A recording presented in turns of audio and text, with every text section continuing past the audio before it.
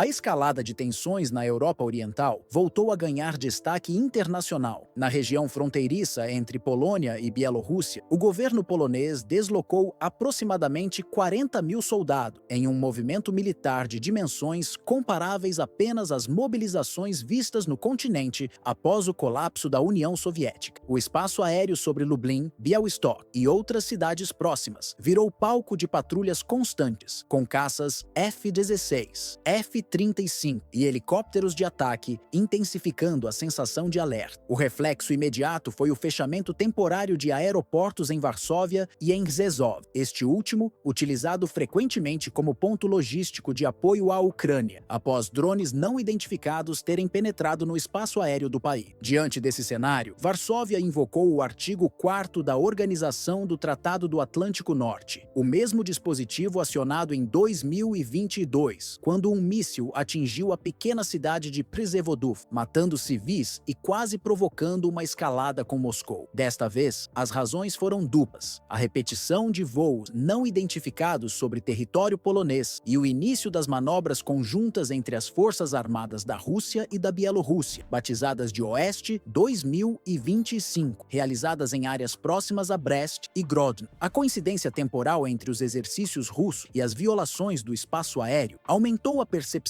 de risco no chamado Corredor de Suwałk, faixa estratégica que conecta a Polônia à Lituânia e separa Kaliningrado, enclave russo no Báltico, da Bielorrússia. As autoridades polonesas foram enfáticas ao afirmar que não se trata de um gesto simbólico. O vice-ministro da Defesa Nacional declarou que a concentração de tropas tem caráter operacional e pode ser convertida em ação militar real em questão de minutos. Analistas em Bruxelas e Berlim destacam que essa postura altera o quadro político regional. O que antes poderia ser classificado como rotina de exercício, agora é interpretado como sinal de prontidão para confrontos de larga escala. O gatilho imediato foram os drones. Segundo informações preliminares, 19 aparelhos invadiram o espaço aéreo polonês em apenas uma noite. Parte deles teria origem na Bielorrússia, enquanto outros podem ter decolado de áreas sob controle ucraniano. O resultado prático, no entanto, foi preocupante. Apenas 3 ou 4 foram derrubados, enquanto a maioria caiu por falhas técnicas. Para especialistas militares, o episódio evidenciou limitações na defesa aérea polonesa, em especial na integração de radares e sistemas antimísseis. A reação da OTAN foi quase imediata. O governo da Alemanha anunciou reforços para bases em território polonês e báltico, enviando blindados e sistemas de defesa aérea adicionais. O Reino Unido colocou suas forças em estado de prontidão e o primeiro-ministro britânico declarou publicamente que está disposto a fornecer apoio aéreo e logístico imediato. A França, embora mais discreta, enviou representantes a reuniões em Bruxelas para coordenar uma resposta conjunta. O resultado é uma concentração militar crescente em uma das regiões mais sensíveis da Europa, onde erros de cálculo podem gerar consequências desproporcionais. As dúvidas sobre a origem dos drones alimentaram teorias divergentes. Fotografias divulgadas pela imprensa polonesa mostram numerações irregulares em alguns destroços, levantando a hipótese de que fossem modelos reaproveitados de exercícios militares russos, como os drones Geran. Alguns analistas de segurança sugerem que pode ter havido uma ação deliberada de provocação, cujo objetivo seria forçar Varsóvia a pressionar a OTAN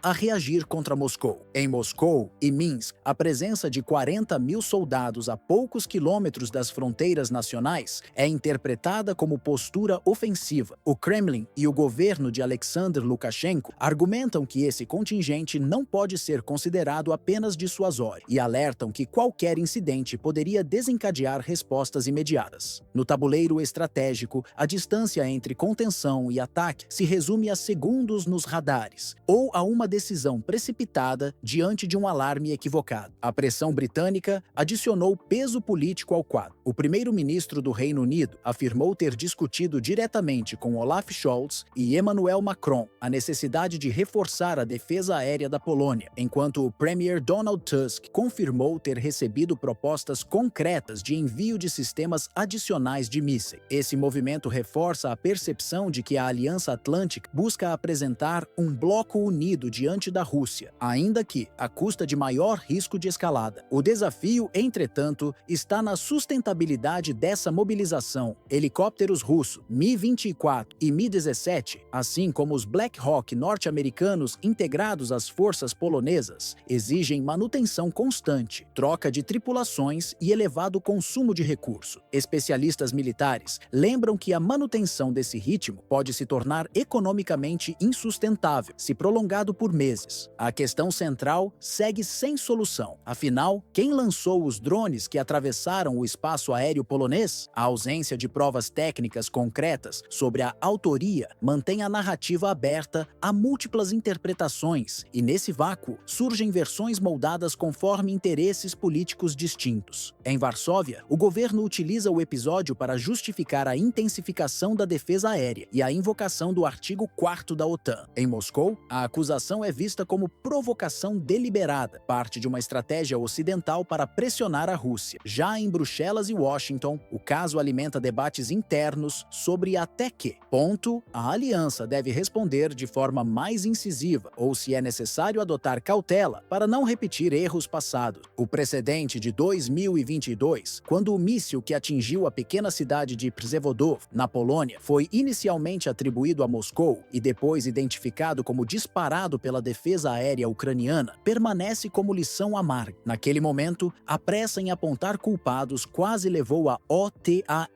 a uma escalada direta contra a Rússia, demonstrando como uma avaliação precipitada pode colocar em risco a estabilidade de todo o continente. Esse episódio funciona hoje como um alerta constante, lembrando líderes europeus e norte-americanos de que a interpretação equivocada de um incidente pode transformar-se em catástrofe diplomática ou militar. Enquanto isso, o quadro atual apresenta todos os ingredientes para novos equívocos. Tropas em grande número estão estacionadas ao longo da fronteira oriental da Polônia. Radares trabalham em regime contínuo e aeronaves da OTAN cruzam os céus em missões de vigilância quase ininterruptas. A densidade militar nesse corredor torna a margem de manobra mínima. Qualquer leitura errada de sinal, qualquer resposta desproporcional ou até mesmo uma falha técnica pode ser confundida com ataque. Essa atmosfera de alerta permanente altera não apenas a rotina militar, mas também o discurso político. Parlamentares em Berlim, Paris e Londres já discutem a necessidade de reforçar investimentos em defesa, enquanto Moscou denuncia o que considera uma escalada provocada artificialmente. Até mesmo países tradicionalmente cautelosos, como a Hungria e a Eslováquia, observam com apreensão, temendo que a proximidade geográfica os arraste para um conflito que não controlam. No fim, o dilema europeu permanece. A mobilização é apresentada como medida defensiva, mas em uma região marcada por rivalidades históricas e disputas territoriais. A linha entre proteção e agressão é tênue. A cada dia sem respostas definitivas, cresce o risco de que um incidente aparentemente menor, como a derrubada de um drone ou a ativação de sirenes em um aeroporto, seja o ponto de ignição de uma crise capaz de remodelar o equilíbrio estratégico da Europa no século XXI.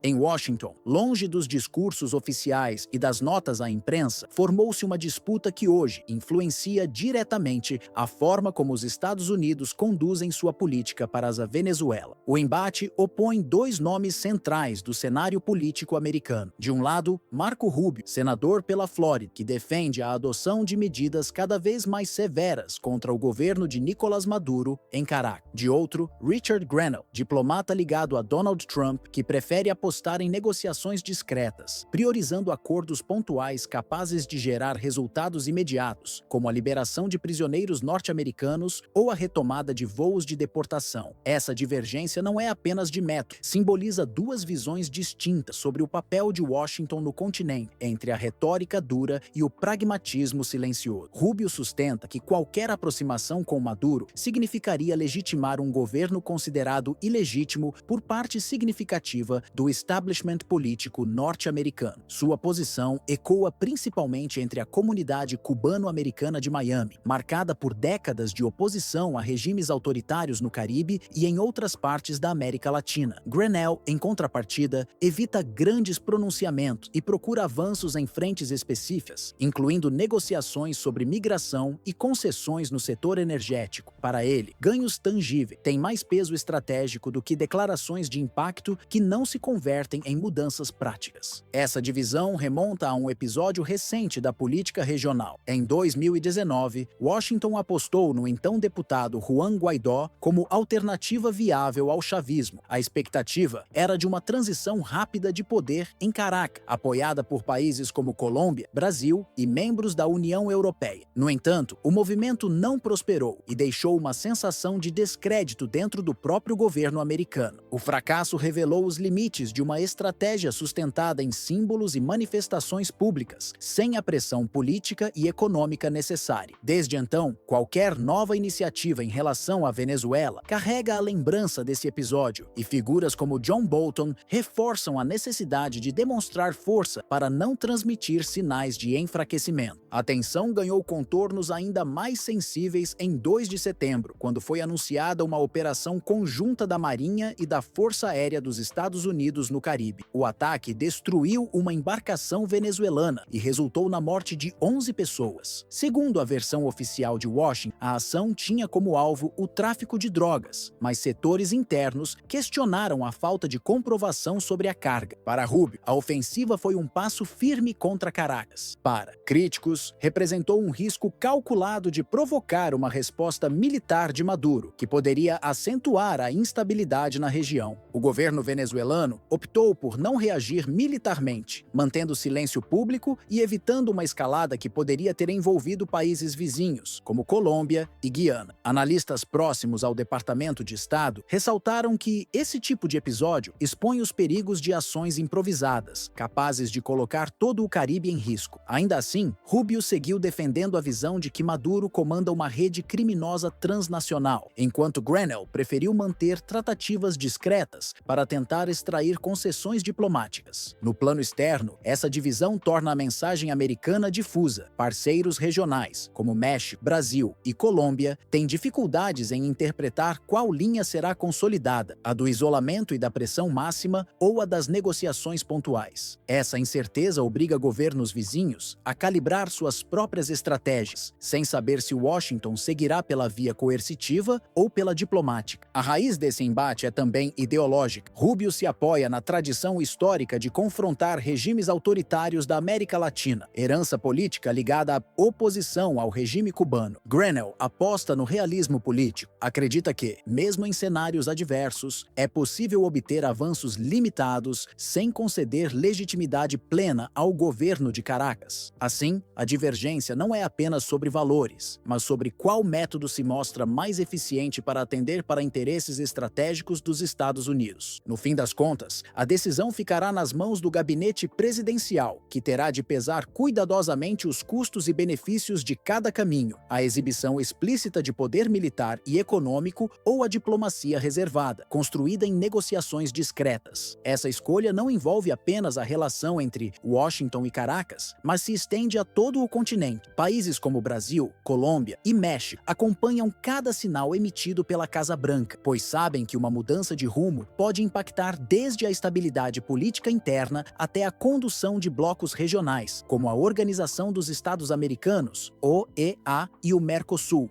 A América Latina, historicamente marcada por intervenções externas e pela disputa de influência entre grandes potências, observa o desenrolar dos fatos com expectativa e apreensão. Um movimento brusco dos Estados Unidos pode desencadear novas tensões em áreas sensíveis, como a fronteira da Venezuela com a Colômbia, onde já existem problemas de tráfico e presença de grupos armados. Ao mesmo tempo, decisões ligadas à energia têm potencial para modificar fluxos de exportação de petróleo, afetando diretamente a economia de países consumidores e até a balança comercial de parceiros estratégicos. Além disso, a escolha entre endurecer ou dialogar funcionará como um termômetro para medir o tipo de liderança que os Estados Unidos desejam exercer em seu entorno imediato. Se optar pela pressão máxima, Washington reafirma uma postura tradicional de hegemonia e dissuasão, reforçando a ideia de que só pela força conseguirá moldar comportamento. Caso siga pela via diplomática, abrirá espaço para arranjos multilaterais e sinalizará disposição em compartilhar responsabilidades regionais, algo que pode fortalecer iniciativas de cooperação entre a América do Norte e a América do Sul. Esse dilema, portanto, não se restringe apenas ao futuro da Venezuela, mas se projeta como um verdadeiro teste de credibilidade para a política externa dos Estados Unidos em seu conjunto. A forma como Washington irá conduzir suas ações servirá de sinal não apenas para os governos da América Latina, mas também para aliados na Europa e parceiros estratégicos no Oriente Médio e na Ásia. Cada movimento calculado ou impulsivo poderá consolidar a imagem de liderança confiável ou, ao contrário, abrir espaço para dúvidas sobre a capacidade americana de sustentar compromissos de longo prazo. Um endurecimento excessivo, baseado em sanções e pressões militares, pode reforçar a visão de que os Estados Unidos continuam a priorizar a imposição unilateral, postura que, historicamente, gerou tensões em países como Cuba, Nicarágua e Bolívia. Por outro lado, a adoção de uma via mais diplomática, voltada para concessões pontuais e cooperação pragmática, poderia fortalecer a capacidade de Washington em construir consensos regionais, especialmente em temas como migração, energia e combate ao crime organizado transnacional. Nesse cenário, Rússia e China surgem como variáveis importantes. Moscou já mantém presença militar e acordos de defesa com Caracas, além de utilizar o território venezuelano como ponto estratégico de influência no Caribe. Pequim, por sua vez, tem consolidado investimentos em infraestrutura e energia, oferecendo crédito e ampliando sua participação em setores-chave da economia venezuelana. Qualquer sinal de hesitação americana tende a ser explorado por esses dois atores, que buscam ampliar sua projeção geopolítica no hemisfério ocidental. Para os países vizinhos, como Colômbia, Brasil e Guiana, a definição da postura dos Estados Unidos não é apenas uma questão diplomática abstrata, mas pode afetar diretamente sua segurança de fronteira, seus fluxos comerciais e a integração regional. Assim, o impasse atual funciona como um ponto de inflexão. A decisão da Casa Branca servirá como termômetro para medir até que ponto Washington deseja manter o protagonismo no continente, ou se corre o risco de ceder influência a outras potências globais nos próximos anos. Durante um encontro em Doha, no Catar, entre a Rússia e ministros do Conselho de Cooperação do Golfo, o ministro das Relações Exteriores russo, Sergei Lavrov, fez duras críticas à ofensiva de Israel. O ataque aéreo ocorreu justamente quando representantes discutiam uma proposta de cessar-fogo elaborada pelo então presidente norte-americano Donald Trump. Para Moscou, a escolha do momento e do local não foi acidental. Atingir a capital do país que atuava como mediador oficial significava fragilizar a credibilidade do Catar e lançar dúvidas sobre todo o processo político voltado à pacificação da faixa de Gaza. Segundo Lavrov, a operação tinha peso não apenas militar, mas também simbólico, já que transmitia desconfiança às negociações em andamento e expunha o mediador a constrangimento internacional. Relatos iniciais afirmavam que o alvo da ofensiva seria uma delegação do Hamas, em trânsito por Doha. Entre os possíveis mortos estavam dois veteranos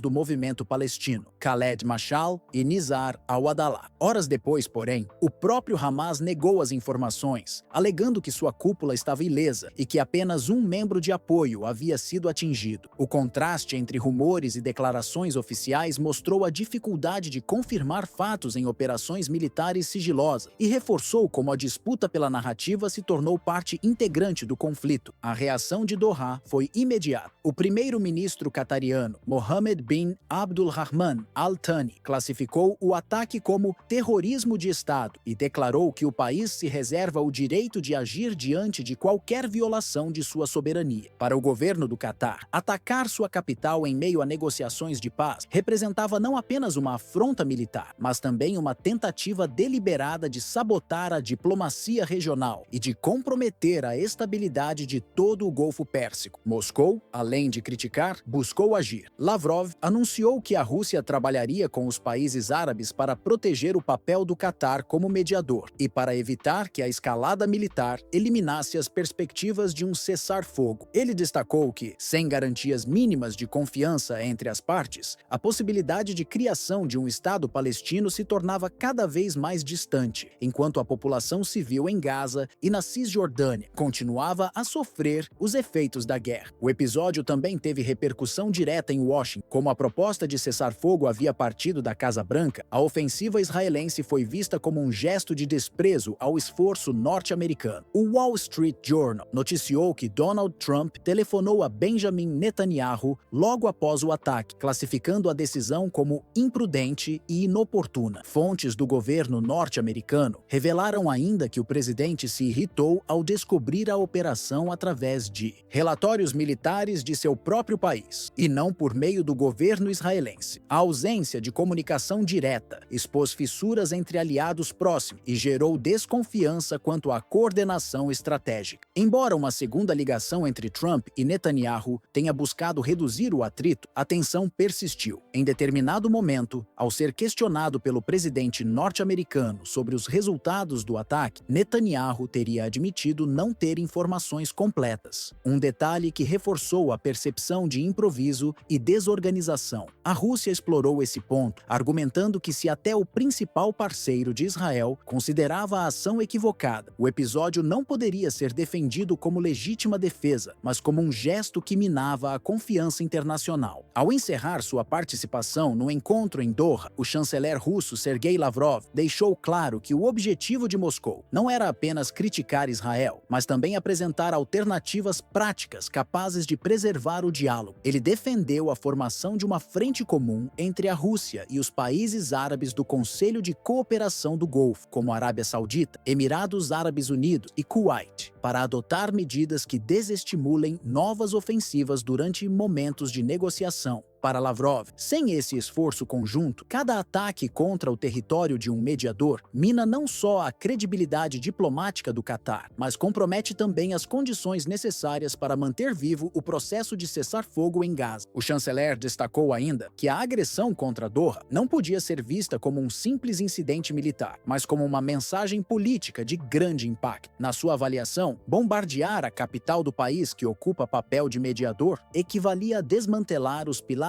mínimos de confiança exigidos em qualquer negociação internacional. Lavrov alertou que se tais práticas se normalizarem, a própria ideia de um futuro Estado palestino, reconhecido internacionalmente e com fronteiras estáveis, corre o risco de se tornar inalcançável. Para resumir sua avaliação, Sergei Lavrov recorreu ao termo cinismo, expressão que, em sua leitura, traduzia a incoerência de dois gestos incompatíveis: participar de negociações em busca de um cessar-fogo e, simultaneamente, bombardear a capital do país que atuava como mediador. O chanceler destacou que esse comportamento não apenas fragiliza a mediação conduzida pelo Catar, mas transmite ao mundo a mensagem de que compromissos diplomáticos podem ser descartados a qualquer momento em nome de objetivos militares imediatos. Ele alertou que a consequência direta dessa postura é a intensificação do sofrimento humanitário em Gaza e na Cisjordânia, regiões que já enfrentam colapso em serviços básicos, como saúde, abastecimento de água e energia elétrica. Segundo Lavrov, cada nova ofensiva gera mais deslocados internos, amplia a pressão sobre países vizinhos como Egito e Jordânia e cria um cenário que afasta a possibilidade de qualquer acordo político sustentável. O ministro russo também ressaltou que tal atitude mina a credibilidade da comunidade internacional como um todo, em especial dos Estados Unidos, que haviam apresentado a proposta de cessar-fogo. Para ele, quando a principal potência global não consegue assegurar o respeito a uma iniciativa que leva sua assinatura, abre-se espaço para questionamentos sobre a eficácia da diplomacia americana no Oriente Médio e sobre sua capacidade de atuar como fiador de acordos multilaterais. Em suas palavras finais, Sergei Lavrov reforçou que a ausência de medidas práticas para proteger a diplomacia transforma qualquer tentativa de negociação negociação em um exercício vazio. Segundo ele, é indispensável garantir que mediadores como o Catar não sejam alvo de pressões militares, sob pena de se inviabilizar todo o processo de diálogo. Para isso, defendeu que a comunidade internacional estabeleça mecanismos formais de proteção, que poderiam envolver tanto a Organização das Nações Unidas quanto arranjos regionais com participação ativa de países árabes, como Arábia Saudita, Egito e Emirados Árabes Unidos, além de potências externas como Rússia, China e Estados Unidos. Lavrov salientou que, sem esse respaldo institucional, a região permanecerá presa a um ciclo de violência repetitivo, no qual cada tentativa de cessar-fogo é rapidamente anulada por novos confrontos. Esse padrão, lembrou ele, já se repetiu em guerras anteriores entre Israel e o Hamas, como nos conflitos de 2008, 2014 e 2021, quando a ausência de mecanismos duradouros fez com que os acordos ruíssem em poucas semanas ou meses. Dentro desse cenário de instabilidade, a perspectiva de consolidar um Estado palestino soberano e funcional se torna cada vez mais distante. A fragmentação política entre Gaza e Cisjordânia, somada à expansão de assentamentos israelenses e ao bloqueio prolongado, já fragiliza a viabilidade prática do projeto. Para o chanceler russo, cada novo ataque contra mediadores ou contra populações civis adiciona mais um obstáculo a essa meta histórica. Ele alertou ainda que as consequências de um impasse prolongado não se limitam às fronteiras de Israel e Palestina. A instabilidade pode arrastar outros atores regionais, como o Irã, envolvido no apoio a grupos armados, e a Turquia, que busca ampliar sua influência no Oriente Médio, e até provocar respostas políticas ou econômicas de blocos externos, incluindo a União Europeia, que acompanha de perto os efeitos da guerra sobre fluxos migratórios e fornecimento energético. Em suma, para Moscou, a falta de ação coordenada não apenas perpetua a tragédia humanitária, mas também deixa o Oriente Médio exposto a crises de proporções cada vez mais globais.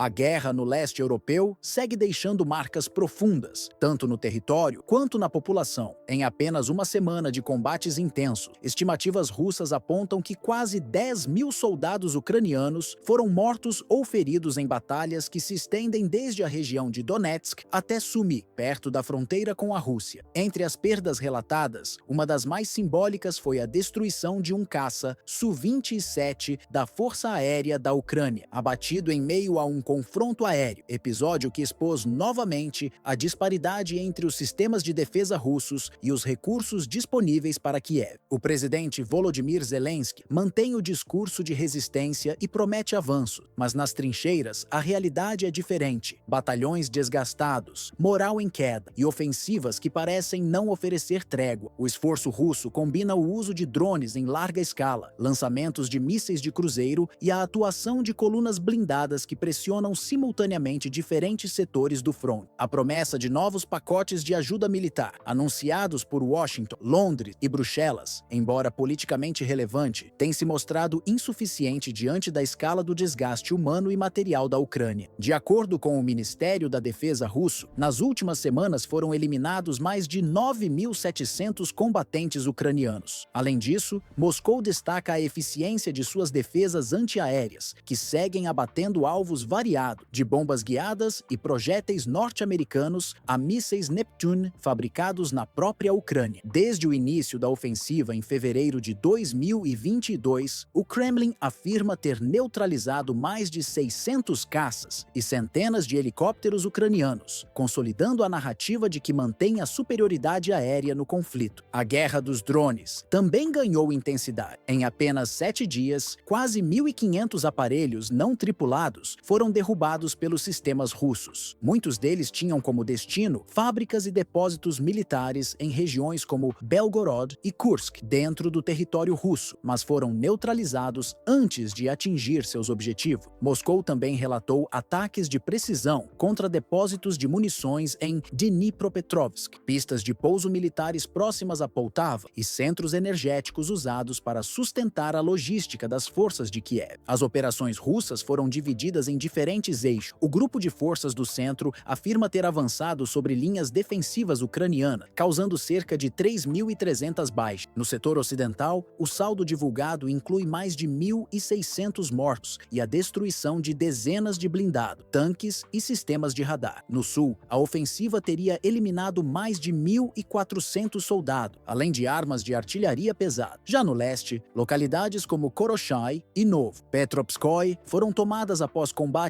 que deixaram mais de 1.600 baixas ucranianas. O grupo de Dnieper acrescentou aproximadamente 400 perdas às fileiras de Kiev, enquanto no norte, em Sumy, os russos relatam mais de 1.200 mortos e a destruição de veículos blindados. No Mar Negro, a frota russa reforçou seu controle, ao afirmar ter destruído 8 embarcações não tripuladas ucranianas em apenas uma semana. Além disso, instalações ligadas à produção e montagem de drones de longo alcance e lanchas de ataque foram alvo de bombardeios de precisão, dificultando a reposição de recursos para a defesa ucraniana. Desde o início da intervenção militar em fevereiro de 2022, Moscou tem apresentado números que buscam evidenciar sua superioridade no campo de batalha. Os relatórios divulgados pelo Ministério da Defesa russo falam em mais de 80.000 drones ucranianos abatidos, quase 30.000 peças de artilharia neutralizadas e milhares de tanques e veículos blindados destruídos. Esses dados, além de reforçarem a narrativa de sucesso militar do Kremlin, funcionam também como instrumento de pressão psicológica sobre Kiev e seus aliados, projetando a ideia de que a capacidade de resistência ucraniana se encontra cada vez mais limitada. Para os russos, essas estatísticas demonstram que a Ucrânia caminha para um ponto insustentável, incapaz de repor com a mesma velocidade os equipamentos e efetivos perdidos. Do lado de Kiev, a interpretação é mais amarga. Cada número divulgado por Moscou representa não apenas a diminuição da capacidade operacional no fronte, mas também um golpe no moral das tropas, que precisam enfrentar um inimigo melhor armado e com recursos aparentemente inesgotáveis. A escassez de blindados, projéteis e sistemas de defesa já afeta diretamente a mobilidade das brigadas ucranianas e a defesa das principais cidades, incluindo Kharkiv e Dnipropetrovsk. O cenário que emerge é o de um país que luta contra limitações logísticas severas, dependente de ajuda ocidental para manter o mínimo de equilíbrio. Washington, Londres e Bruxelas têm anunciado novos pacotes de armamentos e treinamento, mas a reposição leva tempo e nem sempre supre as perdas em escala adequada. Enquanto isso, a Rússia segue no papel de quem dita o ritmo, alternando ofensivas terrestres em regiões estratégicas com ataques aéreos e navais de precisão. Mais do que vitórias militares pontuais, o Kremlin busca consolidar sua posição como ator central no cenário internacional. Cada relatório publicado com números de baixas ou de equipamentos destruídos não é apenas uma atualização técnica de guerra, mas uma ferramenta política cuidadosamente utilizada para projetar força e resiliência. Moscou procura demonstrar não só a sua capacidade de manter a iniciativa no fronte, mas também enviar uma mensagem indireta às capitais ocidentais, lembrando que qualquer esforço de apoio a Kiev tem um custo elevado e resultados limitados. A disputa, portanto, ultrapassa o campo militar e alcança a esfera diplomática. A Rússia tenta impor sua narrativa em fóruns internacionais, desde reuniões da ONU até encontros bilaterais com países da Ásia, África e América Latina, onde busca apoio ou neutralidade em relação ao conflito. Ao apresentar-se como capaz de resistir às sanções e manter operações militares consistentes, Moscou pretende reforçar a ideia de que está longe de ser isolada e que ainda exerce forte influência geopolítica. Para Kiev, esse movimento gera uma pressão ainda mais intensa em múltiplas frentes. O governo de Volodymyr Zelensky não enfrenta apenas a árdua tarefa de manter posições defensivas em Donetsk, Kharkiv ou na região de Sumy, mas também precisa sustentar a narrativa de que o sacrifício humano e material tem sentido estratégico. Em paralelo, a liderança ucraniana é obrigada a dialogar constantemente com sua população, que vive sob o peso de mobilizações sucessivas, perdas familiares e uma economia cada vez mais fragilizada. Convencer os cidadãos de que a resistência deve continuar é tão vital quanto garantir a chegada de armamentos e recursos vindos do Ocidente. Do ponto de vista internacional, a pressão não é menor. Zelensky deve manter coesão diplomática com a OTAN e a União Europeia, assegurando que Washington, Berlim, Paris Paris e Londres não reduzam seus compromissos. Isso envolve viagens frequentes, reuniões bilaterais e discursos em fóruns internacionais, todos destinados a reforçar a ideia de que a Ucrânia continua sendo a linha de frente da segurança europeia. Qualquer sinal de fraqueza política poderia acelerar divisões internas nos países aliados, já impactados pelo cansaço de suas próprias opiniões públicas diante da duração prolongada da guerra. Essa disputa paralela revela que o conflito ultrapassa o campo estritamente militar. A guerra se desenrola também no imaginário coletivo, onde a moral das tropas, a capacidade de resiliência da sociedade civil e a narrativa projetada em organismos internacionais se tornaram armas tão importantes quanto mísseis ou tanques. Para Moscou, moldar a percepção global de que Kiev está enfraquecida é parte da estratégia. Para que a Ucrânia, contrapor essa visão é uma questão de sobrevivência política e diplomática. Assim, a equação que Kiev precisa resolver é monumental: resistir no terreno contra um inimigo numericamente superior, preservar a confiança da população em meio a enormes sacrifícios e, ao mesmo tempo, manter viva a solidariedade ocidental, que fornece não só armamentos e fundos, mas também a legitimidade política necessária para seguir lutando. Nesse tabuleiro de guerra híbrida, cada decisão tomada em Kiev reverbera tanto no front como nos corredores de Bruxelas, Washington e Moscou. Durante exercícios navais no Mar do Norte, observadores ocidentais registraram um incidente que elevou o nível de alerta em Washington e em capitais europeias. Um submarino russo da família Yasen teria se aproximado, sem ser detectado, de um grupo de ataque de porta-aviões da OTAN operando na região. Fontes de centros de análise de defesa indicam que a embarcação submersa não só alcançou uma posição de ataque, como também simulou o lançamento de parte do seu armamento de precisão antes que navios de escolta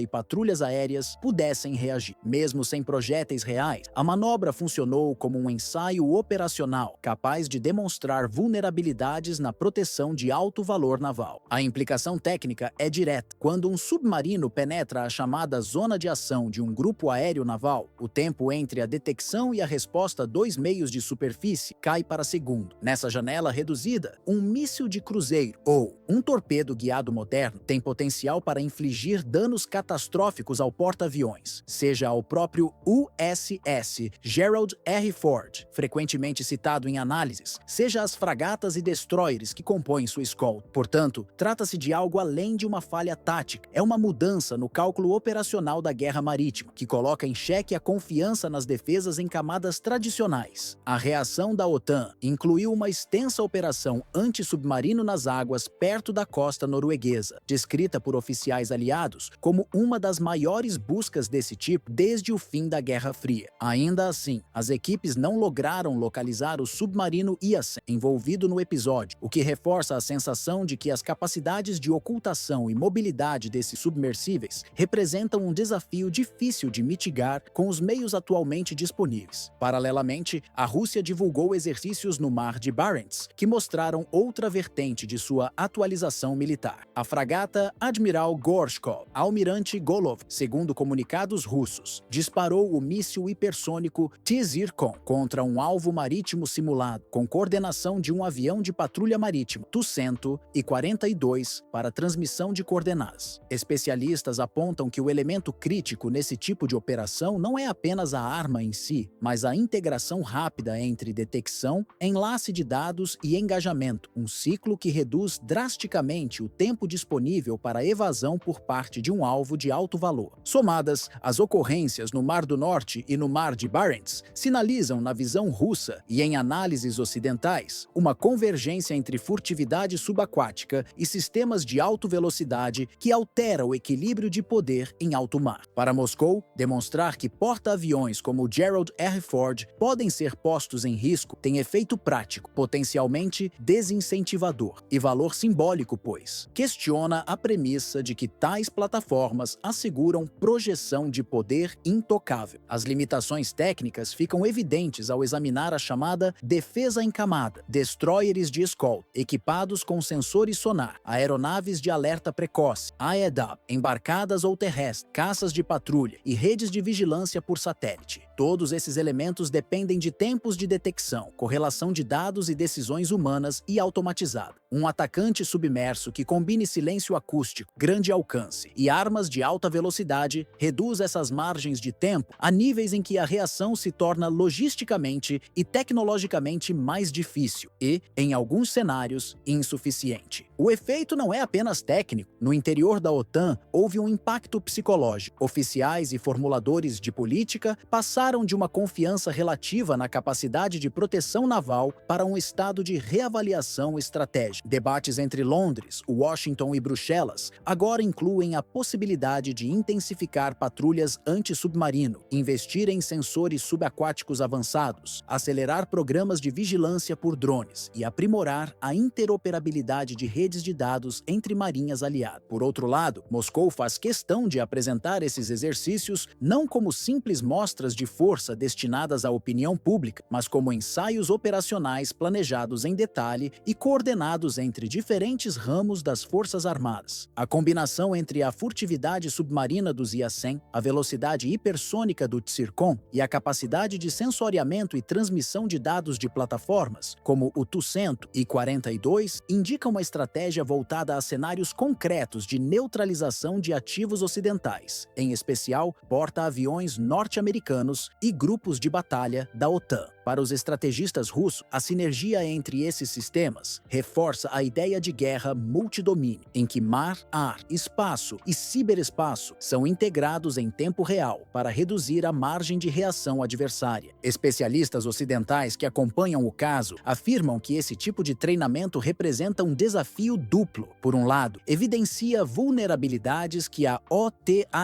julgava sob controle desde a Guerra Fria. Por outro, pressiona países como Estados Unidos, Reino Unido e França a reavaliar suas prioridades orçamentárias em defesa. Isso significa maior investimento em sistemas anti-submarinos, ASW, em sensores de longo alcance capazes de detectar emissões acústicas cada vez mais discretas, além de programas de guerra eletrônica e defesa de área estendida com interceptadores de nova geração. A Alemanha e a Noruega, por exemplo, já têm ampliado parcerias industriais voltadas para drones marítimos e novas redes de sonares de fundo, em resposta à crescente atividade russa no Ártico e no Atlântico Norte. O episódio também ressalta uma mudança no equilíbrio naval global. Durante décadas, a projeção de poder ocidental esteve assentada na crença de que porta-aviões, protegidos por camadas sucessivas de destroyers, fragatas, submarinos nucleares e aeronaves AEW, eram praticamente invulneráveis em alto mar. Hoje, porém, a simples possibilidade de que um submarino consiga se aproximar a ponto de simular um disparo ou que um míssil hipersônico atinja um alvo antes de permitir qualquer manobra evasiva já basta para corroer essa percepção. Analistas lembram que, durante a Guerra Fria, os soviéticos chegaram a desenvolver doutrinas semelhantes com caças-bombardeiros e mísseis antinavio, mas nunca conseguiram demonstrar eficácia em condições reais. A diferença agora é tecnológica. Sistemas como o Tsircon reduzem o tempo entre detecção e impacto a uma fração do que era considerado normal, impondo um desafio inédito às defesas convencionais. Em síntese, esses episódios refletem uma transição estrutural que redefine a lógica do poder naval no século XXI. Durante grande parte da segunda metade do século passado, sobretudo no período da Guerra Fria, a supremacia marítima esteve alicerçada em duas premissas: a superioridade aérea embarcada e a proteção fornecida por escoltas de superfície, destroyers, fragatas e aeronaves de alerta antecipado. Hoje, porém, a complexidade tecnológica das ameaças mostra que esse modelo se tornou insuficiente diante de adversários que exploram novos vetores de ataque, como mísseis hipersônicos, drones navais autônomos e submarinos de furtividade avançada. O cenário atual impõe uma exigência inédita: sistemas distribuídos de sensores, capazes de atuar em diferentes camadas: marítima, aérea, aérea e espacial para rastrear movimentos quase imperceptíveis. Essa vigilância não pode mais depender exclusivamente do olho humano ou de radares convencionais, mas exige algoritmos de inteligência artificial que processamento em frações de segundo, padrões de ruído submarino, assinaturas térmicas e trajetórias de voo. A capacidade de compressão temporal é crítica. Uma decisão tomada alguns segundos mais cedo pode ser a diferença entre repelir um ataque ou assistir ao colapso de um grupo de batalha inteiro. Além disso, cresce a importância de redes de comando e controle que resistam a ambientes saturados por guerra eletrônica, interferências de GPS e ataque cibernético. Analistas lembram que, em conflitos recentes no Oriente Médio e na Ásia, a manipulação de sinais e a neutralização de satélites de comunicação já demonstraram o quanto a vulnerabilidade informacional pode comprometer operações inteiras. No contexto da OTAN, isso significa revisar doutrinas, atualizar protocolos de interoperabilidade e, sobretudo, investir em redundância para garantir continuidade de comando, mesmo sob ataque. Para os aliados ocidentais e também para os observadores estratégicos em Moscou, a mensagem é clara. O que hoje é classificado como ensaio ou exercício militar pode, em um momento de escalada, converter-se em ataque real, com consequências que ultrapassam o campo operacional. As repercussões potenciais não se limitam a perdas militares, mas incluem a redefinição do equilíbrio global nos oceanos, a alteração da percepção de dissuasão nuclear e até impactos diretos nas rotas comerciais que sustentam a economia mundial. Nesse quadro, a guerra naval deixa de ser apenas uma disputa de armamentos para se tornar um teste da própria arquitetura de segurança internacional, construída desde o fim da Guerra Fria. Kiev, que já era o centro político e militar da resistência ucraniana desde fevereiro de 2022, passou a abrigar oficialmente um comando estrangeiro. O Reino Unido confirmou a criação de um quartel de coordenação na capital, movimento interpretado por Moscou como a prova de que a guerra deixou de ser um conflito limitado à Ucrânia para se transformar em confronto direto entre a Rússia e a OTAN.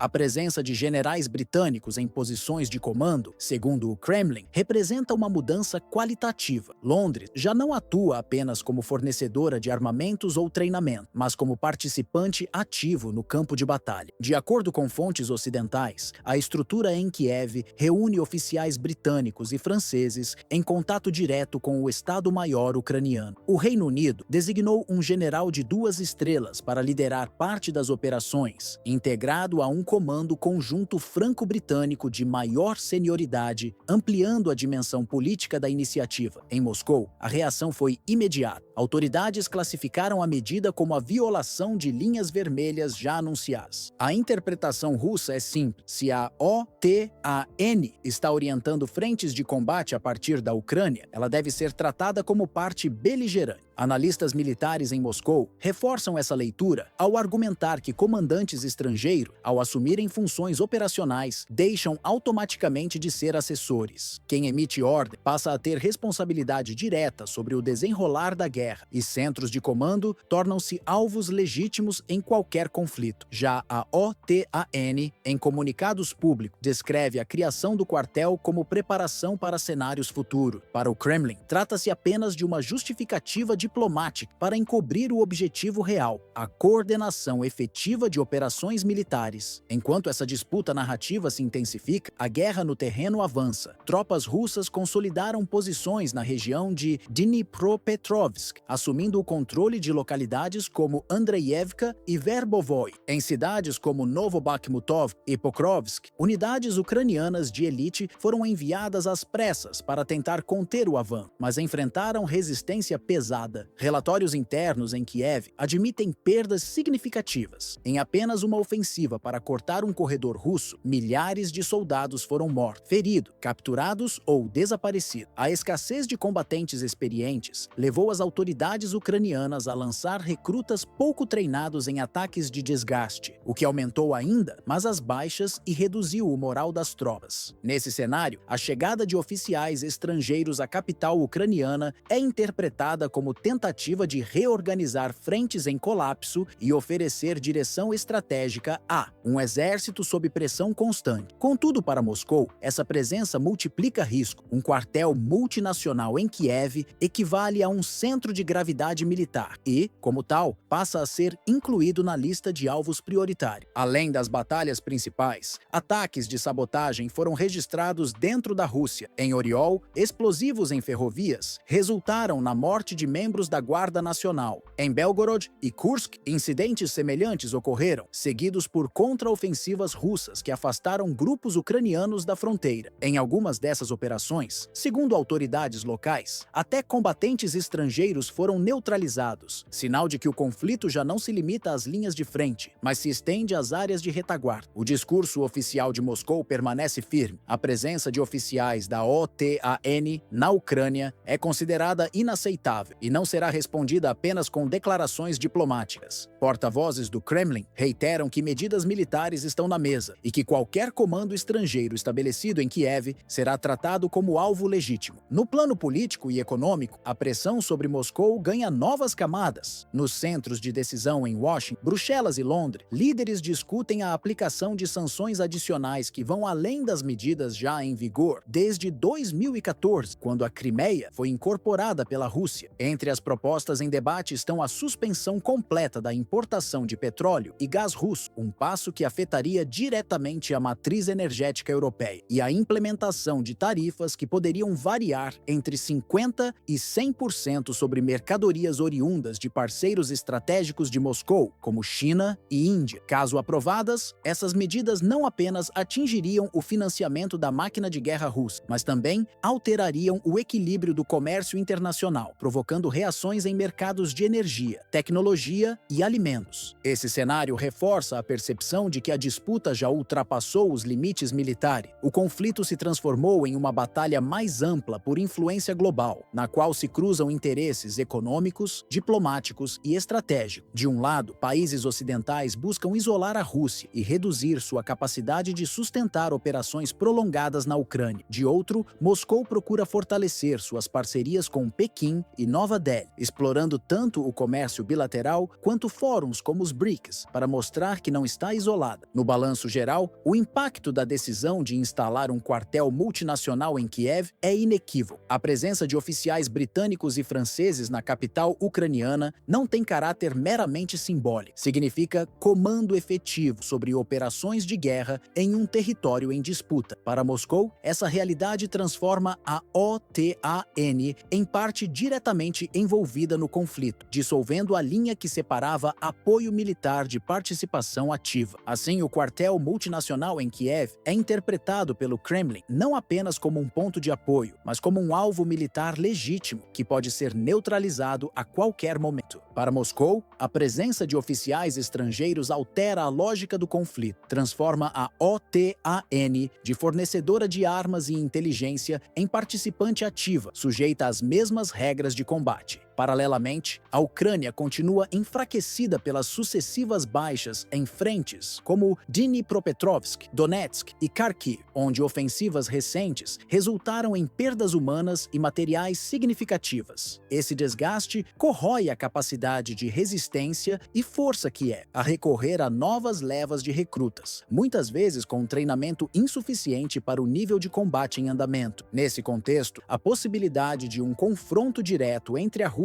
e a Aliança Atlântica deixa de ser vista como hipótese distante e passa a integrar os cálculos estratégicos de ambas as partes. Em Bruxelas, discute-se o reforço permanente do flanco oriental, com exercícios conjuntos em Polônia, Romênia e nos países bálticos. Em Moscou, ganha força o discurso de que a segurança nacional exige respostas proporcionais, inclusive contra alvos fora da Ucrânia. O resultado é um ambiente de escalada contínua, em que cada ação, seja uma nova sanção econômica, um ataque com drones ou a instalação de tropas estrangeiras, provoca uma reação do lado oposto. Essa espiral de tensões torna qualquer tentativa de desescalada um desafio quase intransponível. Cada nova medida política, como o endurecimento das sanções impostas a Moscou ou a ampliação de restrições comerciais contra seus parceiros estratégicos, acaba gerando uma resposta proporcional no campo militar, seja com o envio de mais tropas da OTAN Ucrânia para o leste europeu, seja com o reposicionamento de mísseis e sistemas de defesa russos próximos às fronteiras. Esse entrelaçamento entre decisões diplomáticas e manobras bélicas alimenta um ciclo de ação e reação, no qual o risco de erro de cálculo cresce de forma exponencial. O receio de analistas em Bruxelas, Berlim e Washington é que um único incidente, como a queda de um míssil em território aliado ou o ataque direto a uma instalação considerada sensível, possa servir como gatilho para um confronto aberto. Episódios semelhantes já ocorreram no passado recente. Em 2022, a explosão de um projétil em território polonês quase levou à invocação do artigo 4 da OTAN. Agora, com a presença confirmada de comandantes estrangeiros em Kiev e a escalada de ataques em regiões como Belgorod, Kursk e Donetsk, a margem de manobra diplomática se estreita ainda mais. A crise internacional entra, assim, em uma fase marcada pela imprevisibilidade e pelo alcance global. O que começou como um conflito territorial entre Rússia e Ucrânia já se transformou em uma disputa pelo desenho do sistema internacional. Para a Europa, está em jogo a sua própria segurança e o custo de sustentar um confronto prolongado. Para os Estados Unidos, a credibilidade de sua liderança dentro da OTAN e a contenção da influência russa e chinesa. E para Moscou, a possibilidade de redefinir as regras do equilíbrio de poder global, questionando a ordem estabelecida desde o fim da Guerra Fria. Esse cenário aponta para um futuro incerto, em que não apenas o destino da Ucrânia está em jogo, mas também o papel da Europa no tabuleiro estratégico mundial e a própria arquitetura de segurança internacional. Na noite passada, o leste da Polônia voltou a ser palco de tensão. Sirenes soaram em cidades próximas à fronteira com a Ucrânia, depois que drones foram detectados atravessando o espaço aéreo polonês. Não se tratava de treinamento. Caças da Força Aérea Polonesa e de aliados da OTAN foram acionados em minuto e conseguiram derrubar os aparelhos antes que se aproximassem de uma instalação militar em território da aliança. Embora as autoridades em Bruxelas tenham procurado transmitir tranquilidade, fontes ligadas à segurança admitiram em reservado que a operação expôs brechas importantes na defesa coletiva. Varsóvia confirmou oficialmente que ocorreram múltiplas incursões e pediu reforços imediatos para parceiros da OTAN. Moscou reagiu de forma oposta. O Kremlin declarou que as missões tinham como único objetivo atingir infraestrutura militar ucraniana e negou que a Polônia estivesse em sua lista de alvo. Representantes das Forças Armadas russas acrescentaram que os drones empregados possuíam alcance limitado de cerca de 700 quilômetros, argumento que, em vez de pacificar ânimo, aumentou as dúvidas em capitais como Paris, Berlim e Londres sobre a origem e a trajetória desses equipamentos. Apesar da negativa russa, a atmosfera em Varsóvia foi de alerta máximo. O porta-voz do Kremlin afirmou que o simples fato de os países ocidentais financiarem e fornecerem armas a Kiev já significa envolvimento direto no conflito, o que equivaleria, em sua visão, a uma guerra contra Moscou. A declaração repercutiu em círculos diplomáticos de Washington e Bruxelas, ampliando o caráter político do episódio, que deixou de ser visto apenas como uma ocorrência militar isolada. Autoridades polonesas, entre elas o ministro das Relações Exteriores, Radosław Sikorski, buscaram equilibrar o discurso. Sikorski reforçou que a Polônia não considera estar em guerra aberta com a Rússia, mas admitiu que não existe, neste momento, disposição para qualquer contra-ataque em solo russo. Essa postura pragmática revelou divisões internas dentro do governo polonês, já pressionado pela opinião pública após sucessivas noites de alarmes e movimentações militares emergenciais. Especialistas europeus lembraram que, poucos dias antes, Moscou e Minsk conduziam manobras militares conjuntas próximas à fronteira polonesa. O contexto trouxe à memória o clima de fevereiro de 2022, quando a Rússia deu início à sua ofensiva em larga escala contra a Ucrânia. A aparição de drones relativamente simples em céus vigiados por sistemas avançados de defesa aérea mostrou, mais uma vez, que a tecnologia de baixo custo pode explorar falhas em estruturas consideradas modernas e seguras. Relatórios preliminares apontaram que caças F-35 da Holanda foram decisivos para interceptar alguns dos aparelhos, impedindo que chegassem a instalações críticas. O contraste entre drones de custo reduzido e a necessidade de mobilizar aviões de última geração evidenciou uma desvantagem estratégica para a OTAN. Manter forças de prontidão é oneroso e revela vulnerabilidades quando o adversário aposta em táticas de saturação. Como resposta imediata, o presidente polonês Andrzej Duda assinou um decreto que autoriza a ampliação da presença militar estrangeira no país, reforçando a chamada Operação Sentinela do Leste. Alemanha, Reino Unido, França e Dinamarca já confirmaram o envio de tropas adicionais. Esses contingentes devem participar de exercícios militares, programados para o período de 12 a 16 de setembro em Belarus, manobras que Varsóvia interpreta como preparação para uma ofensiva contra a Europa, mas que Moscou descreve como simples treino entre aliados. A proximidade de um impacto em uma base da OTAN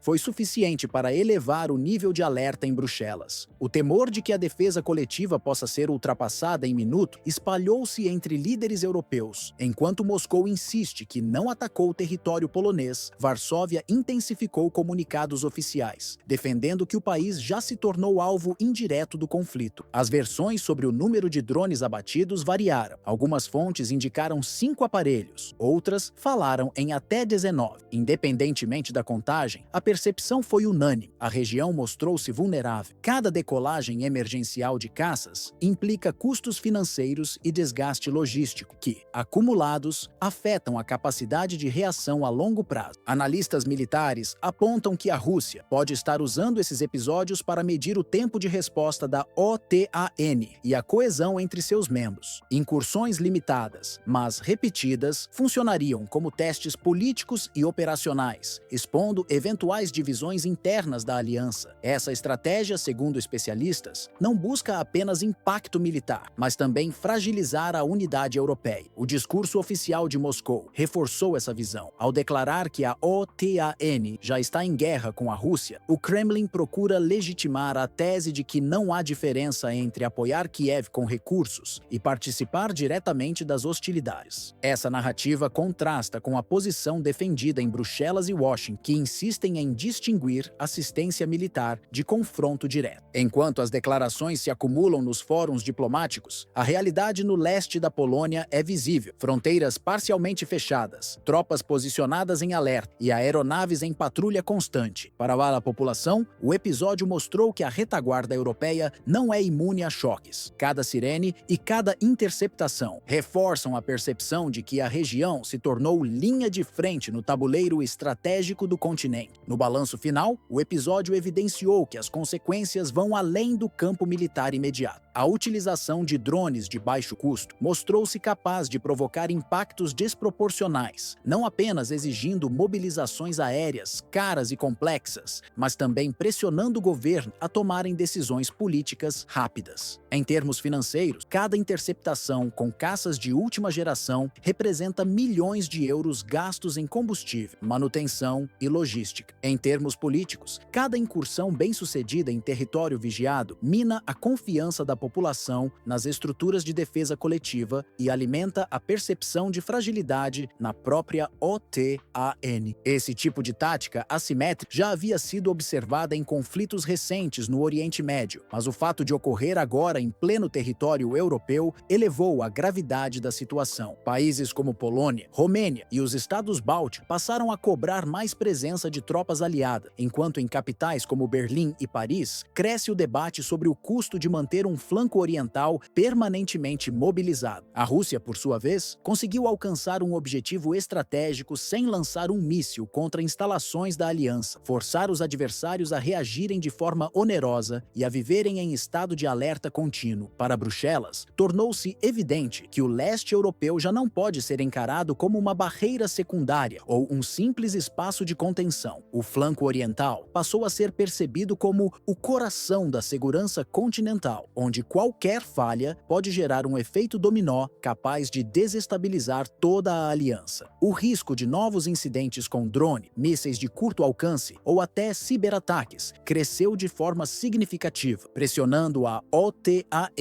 a revisar sua doutrina de defesa coletiva, criada em grande parte ainda durante a Guerra Fria e pouco adaptada às ameaças híbridas do século XXI. Ao mesmo tempo, Moscou consolidou-se como protagonista de um jogo calculado. O Kremlin consegue impor o ritmo das movimentações estratégicas, explorando lacunas operacionais e expondo fragilidades políticas dentro da própria aliança. Essa capacidade de agir de forma indireta, desgastando adversários sem confrontá-los de maneira aberta, dá à Rússia um espaço de manobra que a coloca em vantagem em diversos tabuleiros diplomáticos e militares. Para a Europa, essa dinâmica representa uma mudança estrutural. Vulnerabilidade e risco permanente deixaram de ser apenas cenários discutidos em relatórios estratégicos e passaram a integrar o cotidiano das decisões políticas. Polônia, Estônia, Letônia e Lituânia pressionam por maior presença militar estrangeira, enquanto países como França e Alemanha enfrentam dilemas internos sobre o custo político e financeiro de um engajamento mais profundo. O resultado é um continente que precisa equilibrar segurança e estabilidade econômica diante de uma nova realidade, onde cada incursão ou exercício militar carrega potencial de redefinir a estratégia geopolítica contemporânea. Em setembro de 2025, o cotidiano da Bielorrússia foi interrompido por imagens que rapidamente se espalharam pelo noticiário europeu. Comboios russos deslocando lançadores de mísseis Iskander nas proximidades da fronteira com a Polônia. A cena, registrada em rodovias públicas, chamou atenção não apenas pelo aparato bélico, mas pelo contexto em que ocorreu. Moscou sabia que o gesto seria interpretado como um sinal político. Em Varsóvia, o governo polonês reagiu de imediato, classificando a movimentação como ameaça à segurança nacional. Em Bruxelas, autoridades da União Europeia alertaram para um possível desequilíbrio estratégico no flanco oriental do continente. Já o Kremlin apresentou versão oposta. Insistiu que não se tratava de provocação, mas de resposta a anos de expansão da OTAN na região, que incluiu o envio de tropas norte-americanas, a construção de bases militares em solo polonês e a instalação de modernos sistemas antimísseis Patriot. O episódio coincidiu com a abertura do exercício militar Zapad 2025, conhecido no Ocidente como Oeste 2025, uma das maiores manobras conjuntas entre Rússia e Bielorrússia desde o fim da Guerra Fria. O treinamento não se restringiu a operações terrestres, incluiu ainda exercícios navais no Mar Báltico, próximo a cidades estratégicas como Kaliningrado e Gdansk, além de simulações no Mar de Barents, no extremo norte europeu, região vital para a da frota russa do Ártico. Participaram da atividade observadores e contingentes de países da Organização do Tratado de Segurança Coletiva, OTSC, liderada por Moscou, e da Organização de Cooperação de Xangai, bloco que reúne nações como Cazaquistão, Índia e China. A presença de delegações chinesas reforçou o peso político do evento e transmitiu a mensagem de que a Rússia não está isolada, mas amparada por uma rede de alianças que vai do leste europeu até a Ásia-Pacífico. Do ponto de vista militar, os Iskander, estacionados em estradas públicas, serviram a mais do que um teste logístico. Com alcance que pode atingir alvos a até 500 quilômetros de distância, os mísseis representam ameaça direta a centros militares e infraestruturas críticas da Polônia, da Lituânia e até mesmo de bases da OTAN, na Alemanha. Ao exibi-los em plena rodovia, Moscou buscou transmitir não apenas sua capacidade técnica, mas também disposição psicológica de projetar poder. O clima se agravou quando autoridades polonesas denunciaram incursões de drones em seu território. Minsk negou qualquer envolvimento, acusando Varsóvia de fabricar incidentes para justificar o aumento de tropas da OTAN. Essa troca de acusações evidenciou que o conflito iniciado na Ucrânia em 2022 já não se restringe ao campo de batalha ucraniano, mas atinge as próprias fronteiras da União Europeia. Em Kiev, a repercussão foi de apreensão, altamente dependente de apoio militar e financeiro dos Estados Unidos e da União Europeia. O governo de Volodymyr Zelensky interpretou a exibição russa como prova de que Moscou está pronta para ampliar a pressão sempre que julgar necessário. Para analistas ucranianos, a movimentação dos Iskander mostrou que qualquer escalada pode ser respondida com rapidez e contundência. As manobras realizadas no Ártico e no Báltico deram ao exercício militar um caráter de abrangência global. No norte gelado, próximo à península de Kola e à cidade portuária de Murmansk, a frota do norte da Rússia testou sua capacidade de operar em condições extremas, reforçando a importância da região como rota estratégica para submarinos nucleares e navios quebra-gelo. Já no Báltico, a movimentação militar envolveu áreas próximas a Kaliningrado, enclave russo encravado entre Polônia e Lituânia, considerado um dos pontos mais militarizados da Europa e constantemente monitorado pela OTAN. Ao combinar cenários tão distintos, Moscou e Minsk transmitiram a ideia de que sua defesa é pensada de forma ampla e coordenada, conectando fronteiras terrestres, corredores aéreos e rotas marítimas essenciais para o transporte de energia e de mercadoria. Essa abordagem integrada deixou evidente que a estratégia russa vai além do campo de batalha ucraniano. O objetivo declarado é remodelar o equilíbrio militar do continente, respondendo à presença crescente da OTAN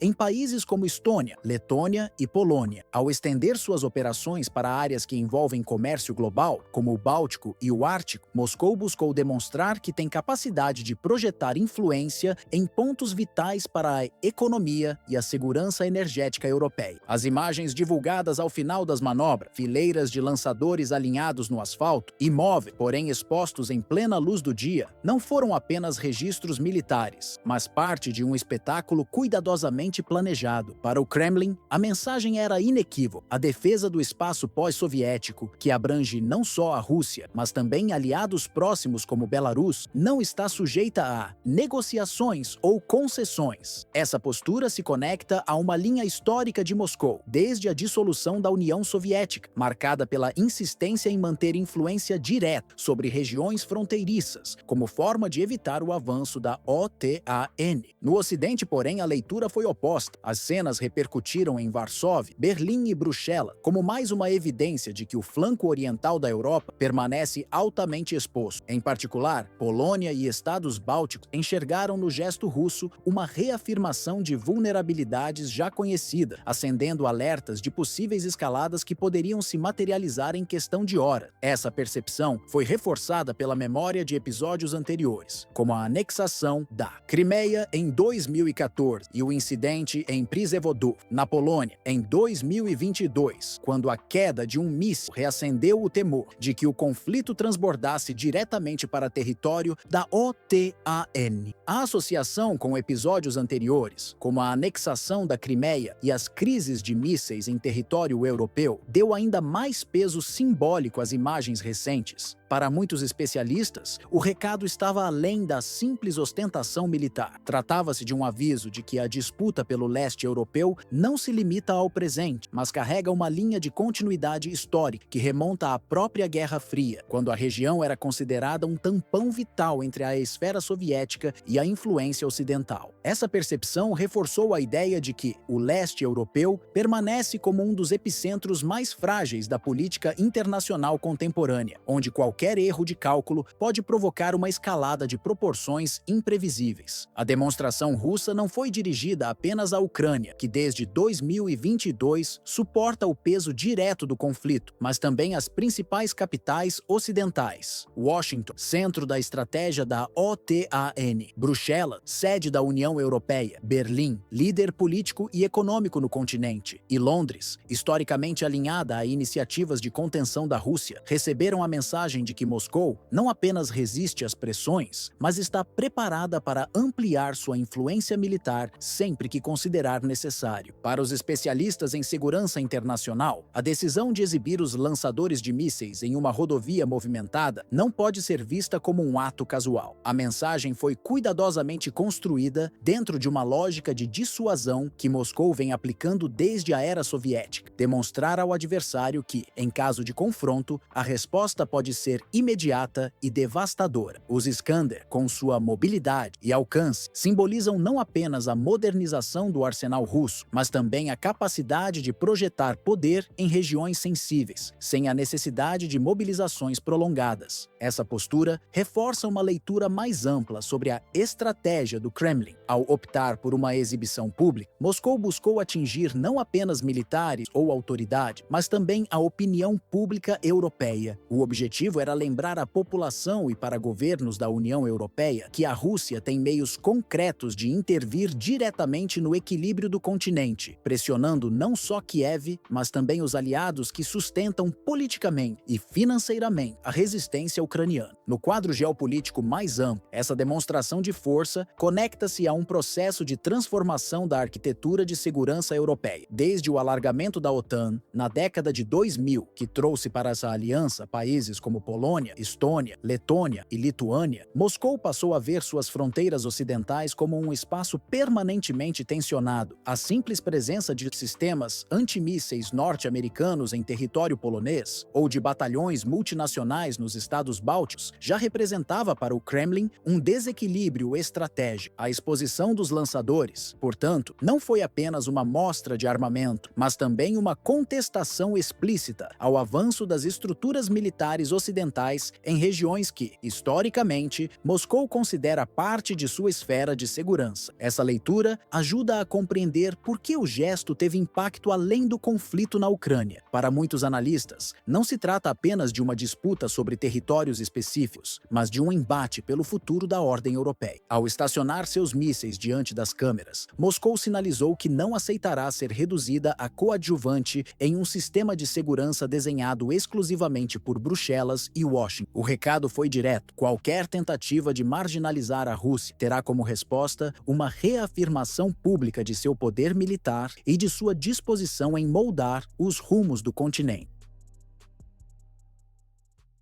O governo do Reino Unido entrou em alerta depois que Moscou endureceu sua retórica em meio ao conflito na Ucrânia. Durante uma sessão na Duma estatal, parlamentares russos afirmaram que os sistemas estratégicos de armamento da Rússia teriam condições de superar com facilidade qualquer escudo defensivo implantado pela OTAN, incluindo os radares e sistemas antimísseis operados pelos Estados Unidos e pela própria Grã-Bretanha. A mensagem foi clara: caso Londres continue a intensificar acusações e ameaças, a resposta russa poderá ser rápida e devastadora. Não se tratou de uma negociação nos bastidores diplomáticos, mas de um aviso público e direto que repercutiu em capitais como Paris, Berlim e Roma, ampliando a sensação de instabilidade no continente europeu. Dessa vez, não houve espaço para interpretações mais suaves. O Kremlin adotou um discurso de dissuasão, lembrando episódios recentes em que Moscou colocou em prática o que havia anunciado em matéria de segurança, como no caso da intervenção militar na Síria em 2015, quando o apoio russo alterou o equilíbrio de forças em Damasco. Londres tentou reagir, acusando a Rússia de violações aéreas com drones em áreas monitoradas pela OTAN no Báltico, mas a falta de provas concretas reduziu o alcance da denúncia. Para Moscou, trata-se de um expediente recorrente do Ocidente: levantar suspeitas sem comprovação e convertê-las em